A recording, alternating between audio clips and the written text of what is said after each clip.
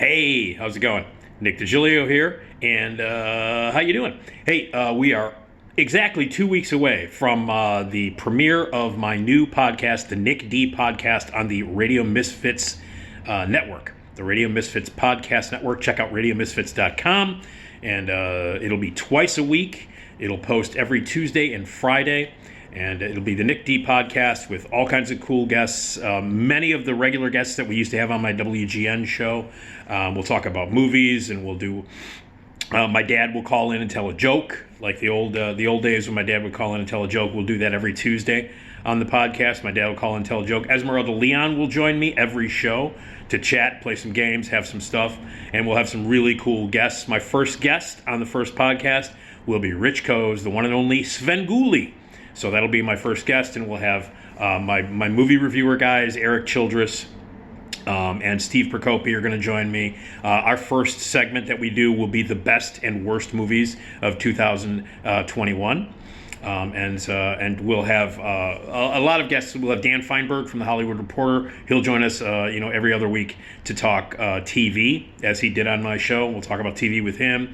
We're going to talk about pro wrestling. We're going to talk about sports. We're going to talk about food, all kinds of really cool stuff. And a lot of the regular guests that I had on my show will have back on. And we're going to have the fun that we used to have on my overnight show on WGN, but without asshole bosses trying to tell me what to say and do on my show. So that'll happen. We hope you listen in, and we're gonna let you leave voicemails and all kinds of cool stuff so that you can interact with the show and be a part of it as well. Calls and all kinds of really cool stuff. So it's gonna be fun, and it's gonna be uncensored, and we can say whatever we want and do whatever we want. It's gonna be cool. So it starts in 2 weeks, and to help out with things going, I've been posting these videos, and I've been doing stuff on Patreon. And I need your help. If you want to donate at patreon.com/NickDShow, patreon.com/NickDShow. You can donate monthly, $3 a month, $9 a month, $25 a month. You get extra bonuses and all kinds of cool stuff in the future. And we will be, I post videos that are exclusively for people who are patrons, who donate. And you'll get the exclusive behind-the-scenes story of what really happened at WGN if you become a patron now. It's real easy. Pick a tier, make a donation, a monthly donation, and you'll get those extra videos that nobody else will get. And that's patreon.com/NickDShow. Okay. Thank you, by the way, for checking out the YouTube channel. Subscribe. It's free. Subscribe to the YouTube channel and check out the videos. I do daily videos and all kinds of cool stuff. So for those of you who know me, and we'll talk about theater, by the way, on my podcast as well, because I did theater for many, many, many years. And I don't know, maybe I'll go back at some point, direct a show or something. But I was with the Factory Theater for many, many years. I was artistic director. I wrote and directed and acted in a lot of plays. And it was a blast. I loved doing theater. I did theater with a company called The Hypocrites and, other Studio 108 and other theater companies. And it was great to act and great to write and really a lot of fun to direct. And I have a lot of theater stories, as people who do theater do. And some stories of shows that I directed, where weird things happened, shows that I was in. There are a lot of crazy theater stories. An author that I had on my WGN show, which I want to get back on my podcast soon, is this guy, Brad Schreiber, who wrote this book, Stop the Show. It is a terrific book. It is a collection of unbelievable stories and incidents and accidents that happened during live theater, that happened during a show. And I read this thing in one day, and I've had the author on. We talked about it. There are hilarious stories in here. Anybody who's ever done live theater, and again, it's live, you never know what's going to happen. Anything can happen, and often does, over the course of the many, many years and over the many, many shows that I appeared in and been a part of, directing or writing or whatever. A lot of shit has gone down that wasn't planned and that you have to deal with, that you're live on stage, you have to deal with it. And there have been, this is from storefront theaters to closet spaces to big Broadway shows. Live theater, doesn't matter the venue, doesn't matter how many people you're playing for. It could be 10 people, it could be 2,000 people. Shit can happen in live theater and you have no control over it and you have to deal with it on stage.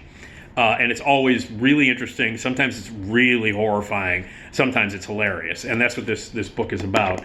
And I have a bunch of stories, a ton. and I decided I'd share these, on the YouTube channel here.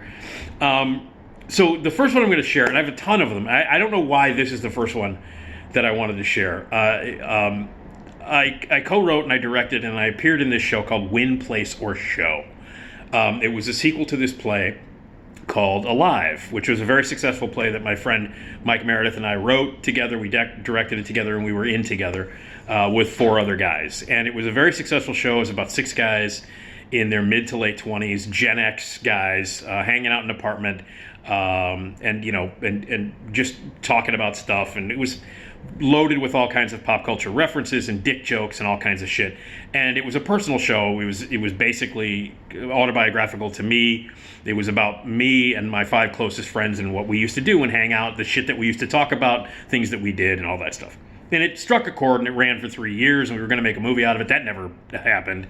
But it was a very successful show that ran for a long time, and we were very proud of it. I was very proud of it. And so we did a sequel. Of course, when something is successful, you do a sequel. So we did this sequel called Win, Place, or Show, which brought back the characters and added some new ones. So it was basically, instead of 6 guys telling dick jokes, it was 13 guys telling dick jokes for 90 minutes. And again, it was very successful, and it was a lot of fun.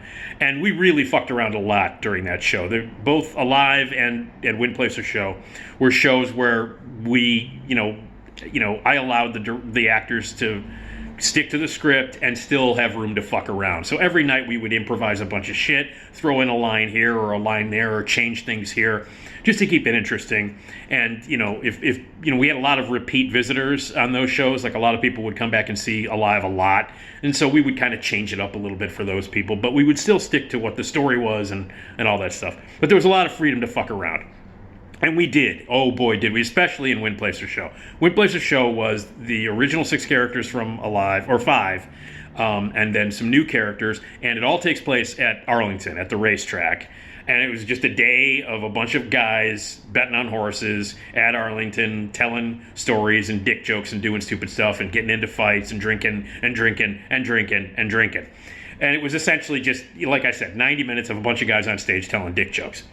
And we loved the show. One of the characters in this show that we threw in there was this drunk guy who was just at Arlington wandering around, loaded off his ass. His character's name was Drunk Ass. Very subtle, brilliant writing on my part. But the character's name was Drunk Ass. And he would pop in every once in a while the main characters and the supporting characters would talk and stuff. And he would just do drunk shit. And it was a fun part for this actor to play. I'm not going to mention his name because the story concerns him. Anyway, so the actor playing this drunk ass part, it was a fun role. He got to come out, make dick jokes, be drunk. It's always fun to act drunk. And we gave him a lot of the really the goofiest and the funniest and the most hilarious lines that you can get away with because you're playing a drunk guy. So it was a fun part. He loved doing it. And he had a lot of offstage time. He could go off and eat something or hang out backstage or whatever, and then come back on, do a short scene, kill, get big laughs, and walk off.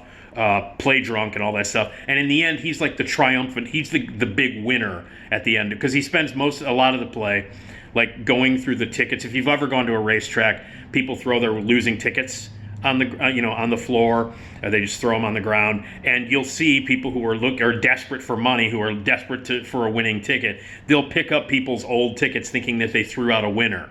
A winning horse ticket, and they look through, and this happened a lot in the days when there were a lot of drunken people at the track, especially like Maywood or Balmoral, not so much at Arlington. It didn't really happen in Arlington because Arlington was kind of a classy joint, but if you went to like Maywood or some of these shitty tracks, especially in the 70s, there were people wallowing around in garbage looking for winning tickets. They were drunk and all that stuff. So this guy was based on someone who would do that.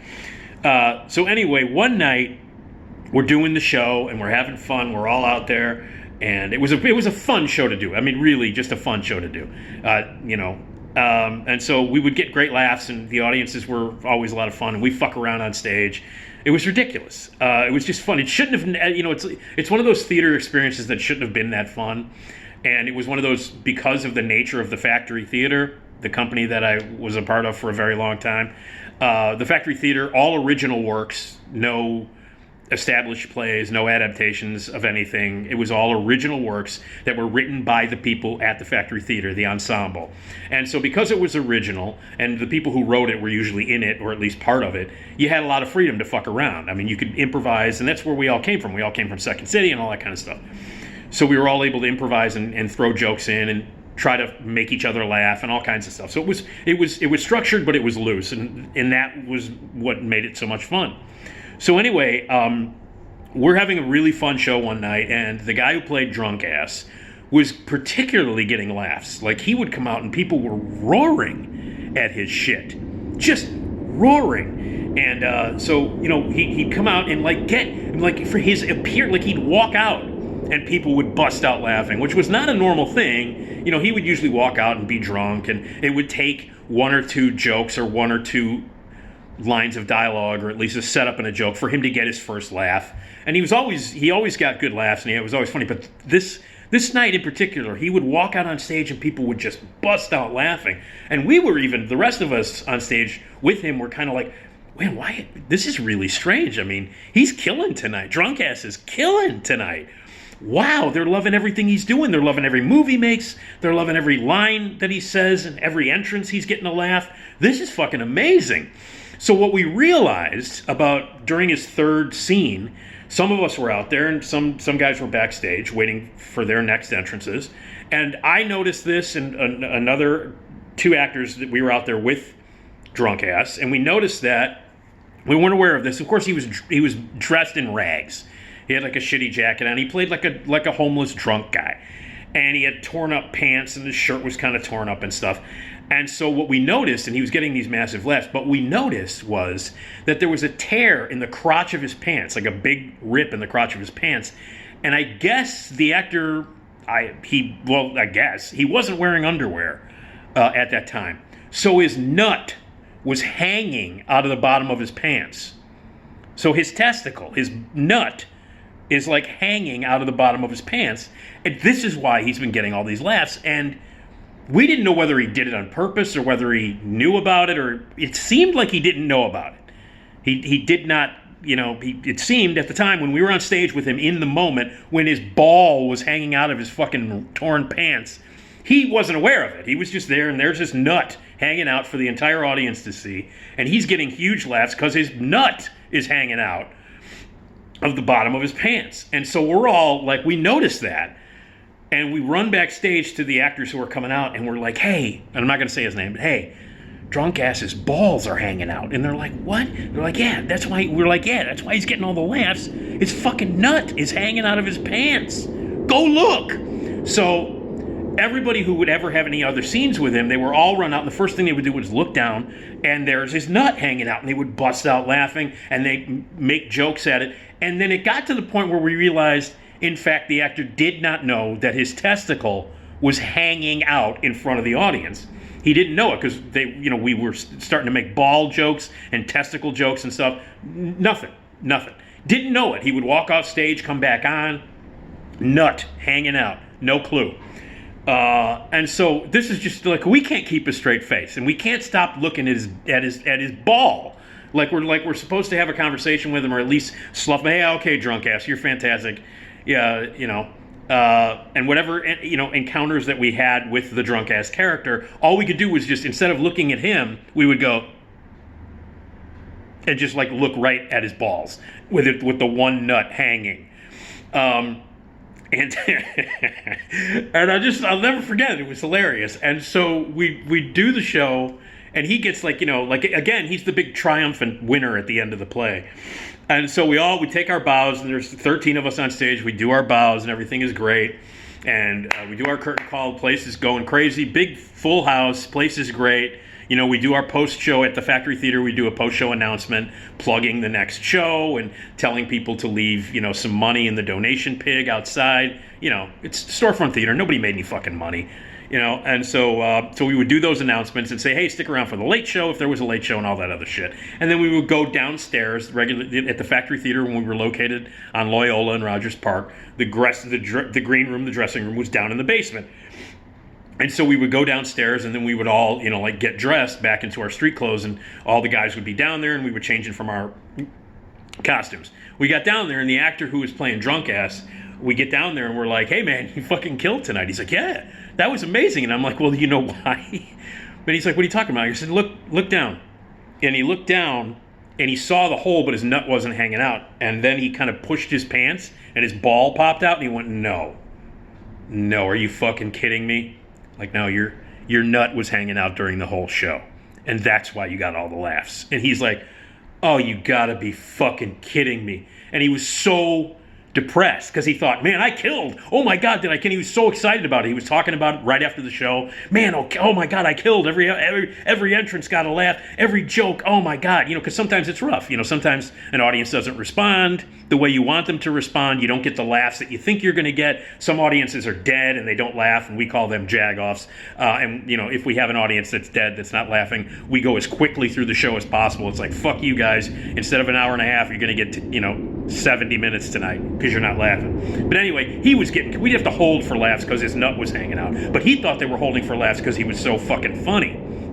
And so he was like so excited, and then we told him, and he looked, and his ball was hanging out, and he was deflated. He was like, "Oh, God damn it." And then we started making jokes. We were like, "No, but it looked good. Your nut looked great."